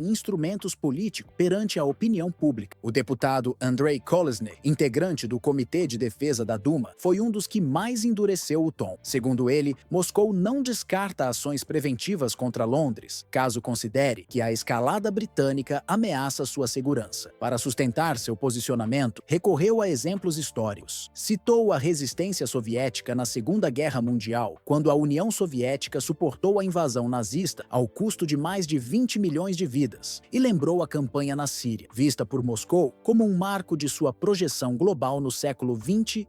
Em sua avaliação, o que ocorre hoje na Ucrânia se insere nessa mesma linha. A Rússia mantém a iniciativa e não demonstra sinais de recuo. As referências ao passado são usadas como ferramenta política. Enquanto Moscou reforça a narrativa de resiliência frente a pressões externas, o Reino Unido enfrenta dilemas internos. Analistas em Londres recordam que o país sofreu mais baixas durante a Segunda Guerra Mundial do que em todas as suas intervenções recentes somadas, como Iraque, Afeganistão e operações menores no Sahel. Ainda assim, o debate político britânico segue dominado por discursos inflamados e pelo alinhamento quase automático com Washington, mesmo em meio às incertezas econômicas e sociais internas. No campo de batalha, os dados apontam para um cenário desfavorável a Kiev. Em Zaporizhzhia, civis foram evacuados às pressas diante do avanço russo. Em Dnipropetrovsk, posições defensivas cederam sob pressão contínua. Em Kupiansk, no leste, Moscou retomou aproximadamente 36 quilômetros quadrados em apenas 2 semanas, provocando baixas estimadas em 1.000 soldados ucranianos. A tensão também se estende para além do território ucraniano. Na Bielorrússia, tropas locais e unidades russas realizam os exercícios conjuntos Zapad 2025, manobras que incluem a participação simbólica de contingentes estrangeiros, como 65 militares da Índia. Para Bruxelas, essa movimentação representa a ultrapassagem de mais uma linha vermelha. Moscou, por sua vez, trata o episódio como demonstração de suas alianças estratégicas e ignora as críticas. A OTAN tenta reforçar sua imagem de prontidão. Em Varsóvia, o primeiro-ministro polonês Donald Tusk anunciou a interceptação de um drone e a prisão de 2 cidadãos bielorrussos acusados de espionagem. Porém, segundo especialistas, tais medidas têm mais valor midiático do que impacto real, já que não alteram o ritmo das operações no fronte. A realidade no terreno mostra forças russas consolidando ganhos, enquanto a Ucrânia perde terreno e seus aliados limitam-se a discursos públicos. Moscou insiste que, caso Kiev tivesse aceitado propostas anteriores de cessar-fogo, milhares de vidas teriam sido preservadas. Na visão do Kremlin, a influência britânica sobre as decisões ucranianas prolongou o conflito e deixou ao país um legado de destruição em nome de interesses externos. O paralelo histórico é inevitável. O mesmo Reino Unido que enfrentou os bombardeios da Luftwaffe durante a Segunda Guerra, hoje se coloca em confronto direto com uma potência nuclear. A nação que se orgulha de sua tradição diplomática corre o risco de se tornar alvo de armamentos hipersônicos modernos, cuja interceptação pelos atuais sistemas ocidentais seria improvável. Nas linhas de frente, a ofensiva russa mantém intensidade constante e mostra sinais de coordenação estratégica em diferentes eixos de combate. Em Donetsk, unidades ucranianas classificadas como de elite acabaram neutralizadas após enfrentamentos prolongados, o que evidencia o desgaste das brigadas que antes eram consideradas referência na defesa da região. Em Kharkiv, o cenário é ainda mais complexo. Batalhas se estendem por zonas urbanas densamente povoadas e também por áreas florestais, dificultando a mobilidade de Kiev e favorecendo as táticas de infiltração de Moscou. Já em Zaporizhzhia, tropas aerotransportadas russas avançaram sobre distritos industriais e residenciais, impondo um cerco progressivo que aumenta a pressão logística e psicológica sobre a capital ucraniana. Esse quadro militar se conecta diretamente ao embate político e diplomático em curso. Enquanto Moscou apresenta resultados concretos em campo, Londres insiste em ampliar o tom de seus discursos, reforçando uma retórica de enfrentamento. Bruxelas também recorre à já conhecida expressão linhas vermelhas, repetida em comunicados oficiais da União Europeia, mas que para os russos tornou-se apenas um slogan sem impacto real. Na avaliação do Kremlin, essas advertências ocidentais não passam de declarações de efeito, incapazes de conter operações que alteram o equilíbrio territorial dia após dia. A percepção que ganha força é a de que desafiar Moscou não se limita a um embate retórico, mas implica aceitar riscos que podem extrapolar a esfera política e atingir dimensões militares de grande impacto. Para o Kremlin, esse é justamente o ponto central: reforçar a ideia de que suas advertências não são meras declarações, mas compromissos passíveis de se transformar em ação imediata. Esse posicionamento consolida a narrativa russa de firmeza e credibilidade, projetando a imagem de um Estado que cumpre o que anuncia e que, portanto, deve ser levado a sério em qualquer negociação internacional. Ao mesmo tempo, a insistência russa em demonstrar resultados concretos no campo de batalha lança dúvidas sobre a capacidade do Ocidente de converter promessas em medidas efetivas. Discursos de apoio vindos de Washington, Londres ou Bruxelas, embora tenham valor simbólico, acabam parecendo insuficientes quando confrontados com o avanço contínuo das tropas de Moscou em territórios estratégicos da Ucrânia. Esse descompasso entre palavras e prática fragiliza a confiança de Kiev em seus aliados e amplia a percepção de isolamento no fronte. Para a Ucrânia, o dilema é duplo. Além de enfrentar a pressão militar direta, precisa lidar com a incerteza sobre a intensidade e a durabilidade do apoio estrangeiro. Essa vulnerabilidade se traduz em dificuldades logísticas, queda no moral das tropas e insegurança política, já que a população observa a escalada do conflito sem garantias claras de que a ajuda externa será suficiente para conter o inimigo. O resultado é um futuro cada vez mais incerto, marcado por dúvidas sobre a resistência de Kiev e sobre a real disposição ocidental em sustentar uma guerra prolongada contra a Rússia.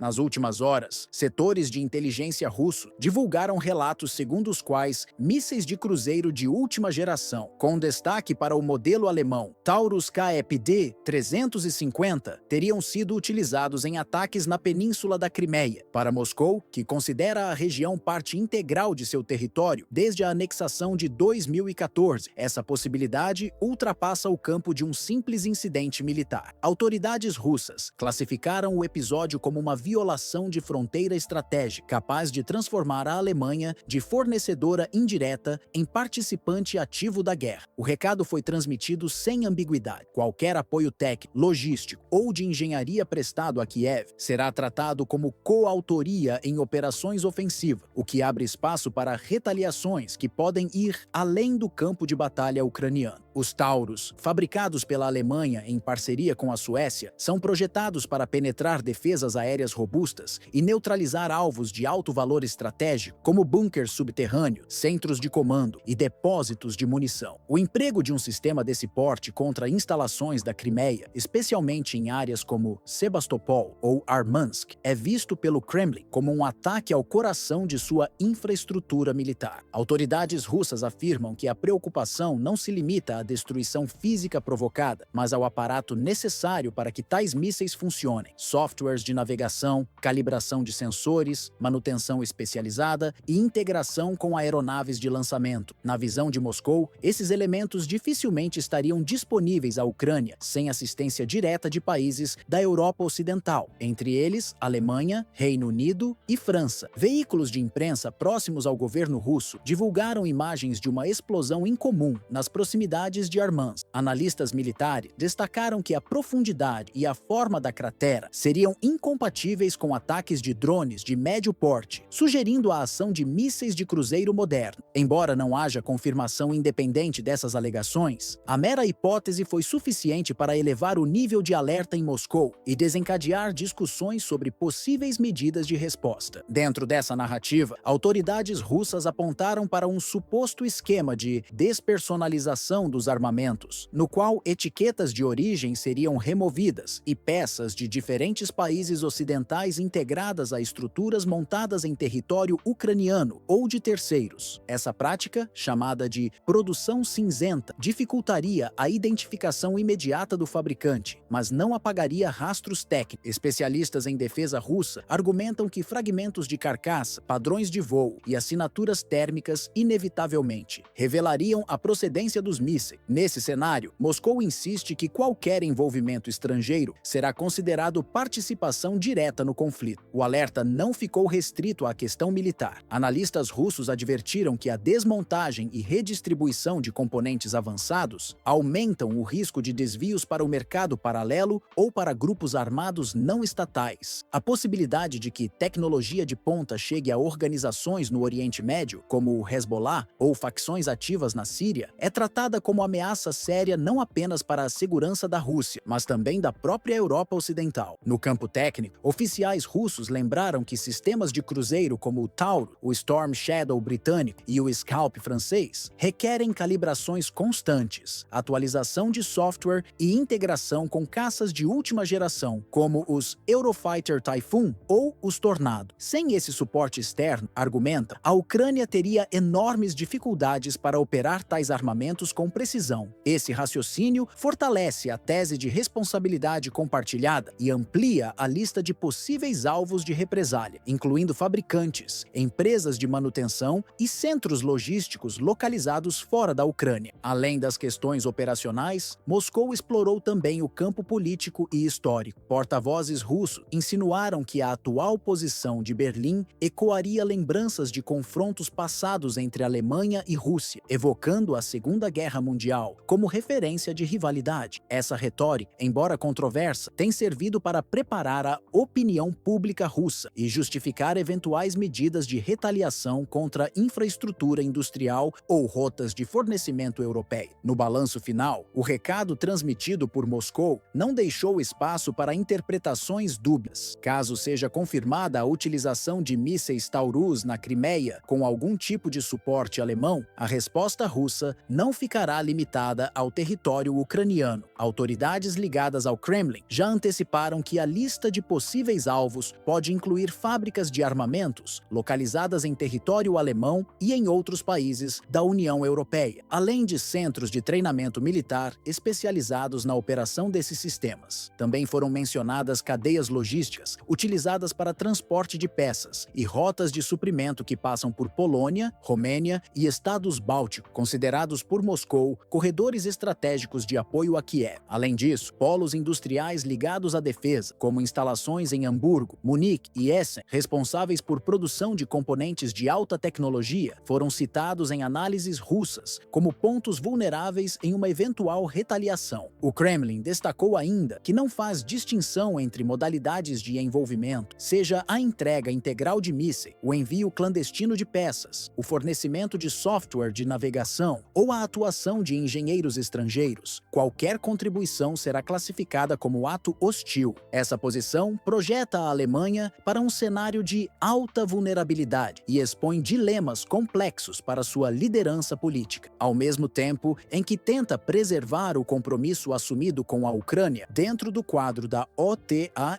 e do Pacto Político da União Europeia. Berlim passa a ser retratada por Moscou não apenas como fornecedora indireta de equipamentos bélicos, mas como parte ativa de um conflito em expansão. Essa percepção altera o status da Alemanha no tabuleiro geopolítico, pois transforma sua participação em algo que, do ponto de vista russo, vai além da solidariedade política ou econômica. A consequência imediata é a inclusão da Alemanha no cálculo de riscos estratégicos de Moscou. Na prática, isso significa que cidades-chave como Berlim, Frankfurt e Munique, onde se concentram centros financeiros e polos industriais sensíveis, passam a figurar em cenários de retaliação discutidos por estrategistas russos. Além disso, instalações energéticas, como terminais de gás natural e refinarias próximas ao Mar do Norte, poderiam ser classificadas como pontos de pressão em uma possível escalada. Analistas militares observam que a retórica russa não deve ser entendida como mera intimidação. Ao sinalizar que represálias podem atingir estruturas críticas no coração da Europa, Moscou envia uma mensagem a toda a União Europeia e não apenas à Alemanha. Isso reforça divisões internas no bloco, especialmente entre países do leste, como Polônia e Lituânia, que defendem maior presença militar ocidental, e nações como Hungria ou Eslováquia, que preferem moderação. Nesse cenário, cresce o receio de que a guerra, até agora concentrada sobretudo em territórios ucranianos, como Donetsk, Lugansk e a península da Crimeia, ultrapasse a barreira que separa um conflito regional de uma confrontação em escala continental. A simples possibilidade de ataques ou retaliações envolvendo países da União Europeia já altera a percepção de segurança em capitais como Berlim, Paris e Varsóvia, reacendendo discussões sobre a capacidade real de defesa do continente. O deslocamento da crise para dentro da Europa Ocidental não representaria apenas um desafio de ordem militar, exigindo maior mobilização de tropas da OTAN, mas também colocaria à prova a solidez política da Aliança Atlântica. A coesão entre os países membros, elemento central para a dissuasão contra Moscou, seria testada em sua forma mais direta desde a fundação da organização em 1949. Divergências já perceptíveis entre governos do leste europeu, que pressionam por medidas mais duras contra a Rússia, e lideranças do Oeste, mais cautelosas diante dos riscos de escalada nuclear, poderiam se intensificar. Especialistas em segurança internacional apontam que, caso essa escalada se materialize, o continente enfrentará sua maior crise desde o fim da Guerra Fria, em 1991. A comparação não é exagerada. Naquela época, a Europa viveu sob o temor constante de confronto direto entre os blocos liderados por Washington e Moscou. Hoje, a diferença é que a guerra já não é uma hipótese abstrata, mas uma realidade ativa às portas da União Europeia. O avanço desse cenário poderia transformar cidades como Varsóvia, Bucareste ou Vilnius em potenciais linhas de frente, ampliando de forma inédita o risco de choques militares em solo europeu nas últimas décadas.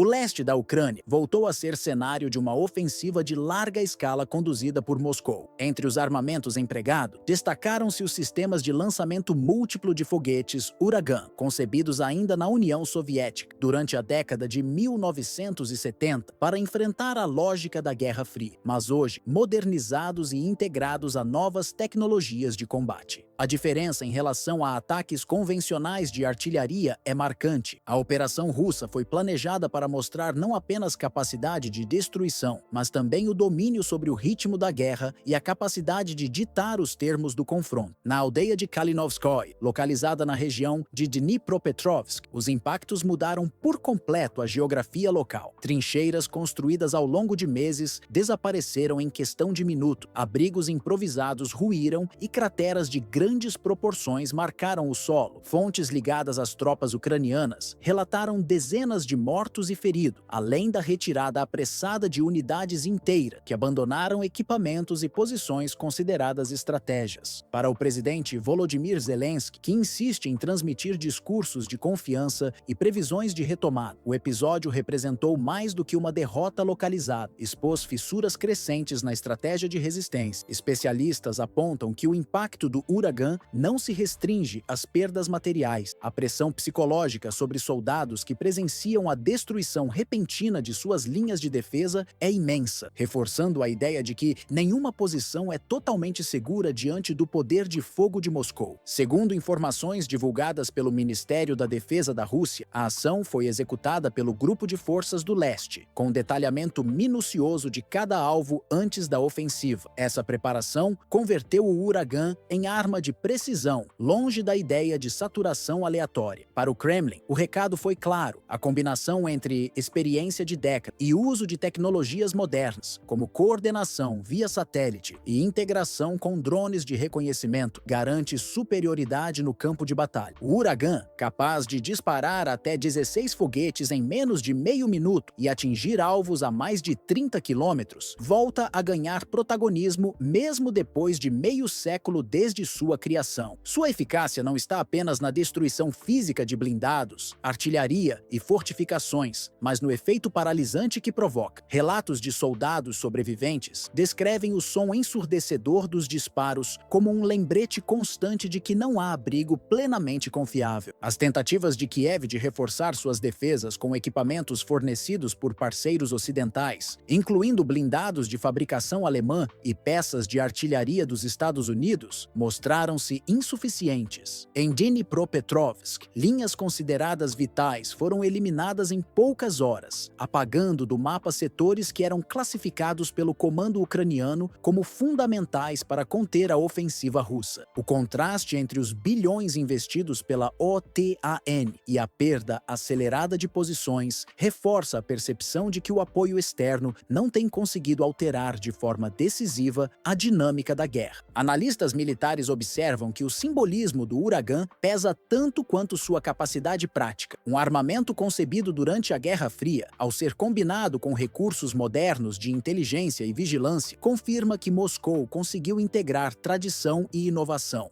Para o Ocidente, o cenário é desconfortável. Cada ataque bem-sucedido reforça a imagem de disciplina e eficácia projetada pela Rússia, ao mesmo tempo em que enfraquece a confiança da sociedade ucraniana nas promessas de ajuda externa. Dentro da Ucrânia, o agravamento da crise assume proporções que vão muito além do campo militar. As baixas humanas, que já se contam em dezenas de milhares, combinam-se à perda constante de localidades estratégicas e ao esgotamento das reservas de material bélico. Essa erosão progressiva reflete não apenas a pressão direta das operações russas, mas também o impacto indireto sobre a sociedade civil, que enfrenta escassez de recursos básicos em diversas regiões, deslocamentos forçados e uma rotina marcada por sirenes de ataque e evacuações emergenciais. O desgaste psicológico é visível tanto entre os soldados na linha de frente, quanto entre as famílias que permanecem em cidades sob risco constante de bombardeio. No plano político interno, cresce a inquietação em torno da capacidade do presidente Volodymyr Zelensky de justificar os sacrifícios impostos à população. A cada novo discurso transmitido de Kiev, aumenta a cobrança para explicar até que ponto vale prolongar o conflito diante de perdas humanas e materiais crescentes. Setores da oposição questionam a eficácia da estratégia adotada, enquanto aliados dentro do próprio governo buscam manter a coesão institucional em meio a uma conjuntura de retração contínua. A confiança popular, antes sustentada pela esperança de vitórias rápidas, hoje se vê abalada por meses de avanços russos sucessivos e pelo desgaste de uma guerra que parece não ter horizonte de resolução. Para Moscou, cada operação bem-sucedida funciona como confirmação de que sua ofensiva segue um roteiro definido desde fevereiro de 2022. Desmontar trincheiras, destruir fortificações, desarticular o moral adversário e consolidar ganhos territoriais. Essa sequência de ações calculadas é apresentada pelo Kremlin como prova de disciplina estratégica e superioridade organizacional, elementos que contrastam com a imagem de improviso e vulnerabilidade transmitida pelo lado ucraniano. No panorama internacional, Kiev encontra-se cada vez mais encurralada. As medidas anunciadas por Washington, Londres e Bruxelas, como novos pacotes de ajuda militar e sanções adicionais contra Moscou, são recebidas com grande expectativa, mas sua aplicação prática raramente se traduz em mudanças significativas no front. Blindados enviados pela Alemanha, sistemas de artilharia fornecidos pelos Estados Unidos e equipamentos logísticos provenientes da União Europeia têm sido rapidamente neutralizados pela intensidade das ofensivas russas. O resultado é a percepção de que, embora o apoio ocidental continue vital, ele não consegue acompanhar o ritmo da destruição no terreno. Essa discrepância crescente entre os discursos de apoio vindos de Washington, Londres e Bruxelas e a realidade observada diariamente nas frentes de batalha consolidou uma percepção perigosa em Kiev. O equilíbrio do conflito já não está em disputa, mas se inclina gradualmente em favor da Rússia. Cada anúncio de novos pacotes de ajuda militar ou financeira gera expectativas entre a população ucraniana, mas o tempo de entrega, os limites logísticos e a insuficiência prática desses recursos em campo tornam o impacto muito menor do que o prometido nos palcos diplomáticos. Essa defasagem alimenta a sensação de que há uma distância cada vez maior entre as narrativas políticas do Ocidente e o que realmente acontece nas trincheiras do Donbass, de Kharkiv ou de Zaporizhzhia. Na capital ucraniana, o governo de Volodymyr Zelensky se vê pressionado a administrar não apenas a diminuição progressiva de sua capacidade militar, mas também o risco concreto de desgaste entre seus aliados externos. Países da União Europeia enfrentam inflação elevada, aumento nos custos de energia e demandas sociais internas que tornam mais difícil justificar investimentos bilionários em uma guerra sem horizonte claro de vitória. Nos Estados Unidos, a corrida eleitoral e as disputas no Congresso introduzem incertezas adicionais sobre a continuidade do fluxo de apoio, enquanto no Reino Unido e na Alemanha cresce o debate sobre os limites de envolvimento diante de sociedades cada vez mais fatigadas pelo prolongamento do conflito. Nesse cenário, o futuro da Ucrânia se apresenta cercado por incertezas profundas. A soma de perdas humanas em grande escala, destruição de infraestrutura e esgotamento logístico corrói de maneira acelerada sua capacidade de resistência. Além disso, a percepção de isolamento gradual mina a confiança da população, que vê o esforço de guerra pesar no cotidiano sem perspectivas concretas de alívio. As alternativas estratégicas de Kiev tornam-se cada vez mais restritas. O governo busca equilibrar a necessidade de manter as linhas de frente ativas com a obrigação de sustentar o moral interno e garantir o apoio internacional. Contudo, cada derrota no campo militar e cada sinal de hesitação por parte dos aliados reforçam a ideia de que a Ucrânia está presa em um círculo difícil de quebrar: resistência em queda, dependência externa crescente e poucas opções reais para reverter o rumo da guerra.